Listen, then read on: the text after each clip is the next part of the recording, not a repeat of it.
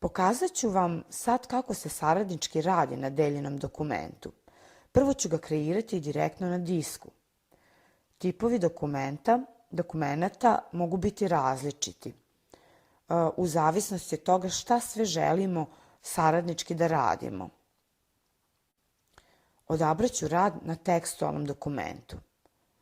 Kada kliknem na novi dokument, Google me pita da li želim da napravim dokument u deljenom direktorijumu, pošto će u tom slučaju napravljena stavka imati iste dozvole za deljenje kao i izabrani direktorijum.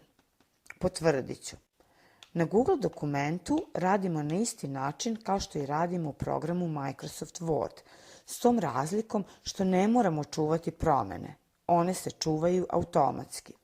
Prvo je potrebno da unesemo naziv dokumenta, a zatim koristeći tekst editor unosimo njegov sadržaj.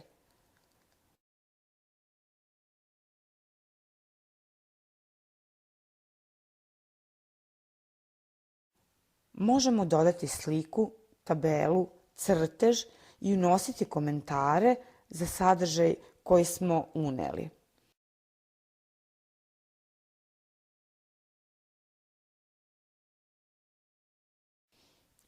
Ako pozvani saradnik u isto vreme sa nama radi na deljenom dokumentu, vidjet ćemo njegovo ime, odnosno njegov gravatar u gornjem desnom uglu.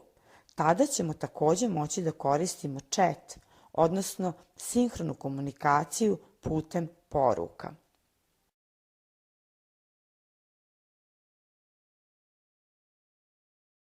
Pomoću opcije Daily možemo pozvati i druge saradnike i dodeliti im različite dozvole.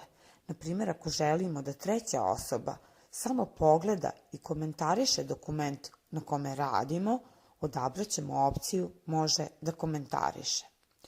Nakon svakog podešavanja dozvola potrebno je da sačuvamo promene. Hvala vam što ste pogledali ovo kratko uputstvo. Nadam se da ćete koristiti Google Disk za saradnju sa kolegama ili sa svojim učenicima.